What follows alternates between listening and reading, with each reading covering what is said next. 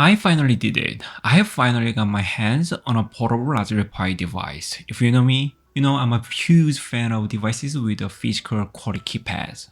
In fact, I have been obsessed with this form factor for a while. I previously worked on an ESP32 based project called ESP32 Berry, and more recently, I released an SSH terminal firmware for the TDAC. If you are curious about those, I will leave the GitHub links in the description below.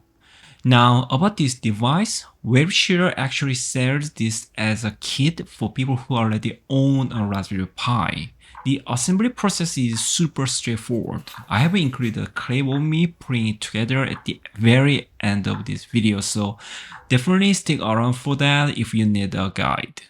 It feels like everyone tests a new device by seeing if it can run Doom, right? So of course I had to try it out on this Raspberry Pi setup. And honestly, having the physical keyboard makes the gameplay so much more satisfying. It's definitely way more fun than using a touchscreen, of course. Let's talk specs for a second. Display, it features a 3.5-inch touchscreen with a 640 by 480 VGA resolution. Compatibility, it supports both the Raspberry Pi 4 and 5. The brains, it actually has an onboard RP2040 MCU, which handles the keyboard input and controls things like brightness and volume. Build quality, the keyboard is 67 key Silicone QWERTY layout. The front housing is made of straight aluminum while the back cover is plastic. I absolutely love almost everything about this device except for one thing, the battery. To be fair, the Raspberry Pi 5 is a power-hungry beast, so it's somewhat expected. It comes with a 5000 mAh battery, but don't expect to go on long trips with it. If you have prepared connected, you are looking at about 1 hour of use. If you are just doing right tasks, you might squeeze out 3 hours. One more thing, I haven't installed an active cooler on mine yet, but for smoother performance, an active cooler is pretty much a must-have. Of course, adding a fan means even more power draw, which shortens the battery life further. It seems like power management and battery life are still the biggest hurdles for DIY mobile devices today, but that's what it is. Now let's jump into a demo I have put together. This is actually a simplified version of a workflow I use in my other projects. I'm going to show you how easy it is to perform an OTA firmware update on ESP32 device directly from this Raspberry Pi. This is ESP32C6 gig. It's super handy little device that plugs right into a USB port. This is a receiving power supply only and is not connected to any hosted devices. I will connect this target device from the Raspberry Pi. Of course, the password is 12345678. Connecting. Yes, connected. It looks like the camera focus needs adjusting. Just a moment. Alright, it's much better. Now that we are connected, we can open up the browser and head over to the hosted page. And there it is, the ESP32C6 OTA update page. Just a heads up, everything you see here is being served directly from the HTML stored inside the ESP32 itself.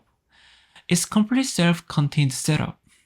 This USB thumb drive contains the new firmware binary that we are going to flash onto the device.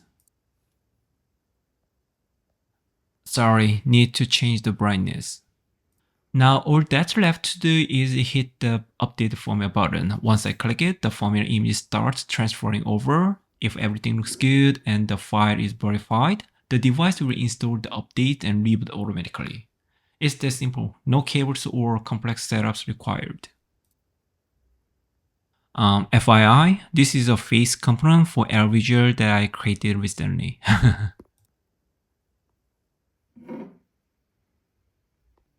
Next up, I want to show you this camera module. As you can see, it's incredibly thin and long snake-style camera. This is perfect for peeking into those super tight spaces where your hands or even your head just can't fit.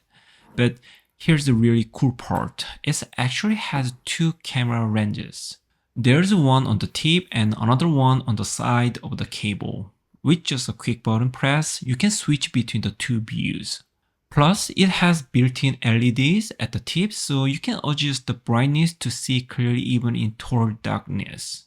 Combined with a portable device like this, it becomes an incredibly powerful diagnostic tool. For example, a mechanic could easily slide this into an engine bay to find a hidden leak or loose belt without having to take the whole engine apart. Another great use would be for home inspections or DIY repairs. Imagine trying to see inside the wall or checking for a clog deep inside a pipe or a HVAC vent. Usually you'd need a dedicated, expensive industrial borescope for that, but here we built one ourselves using Raspberry Pi. I believe it's a very useful device.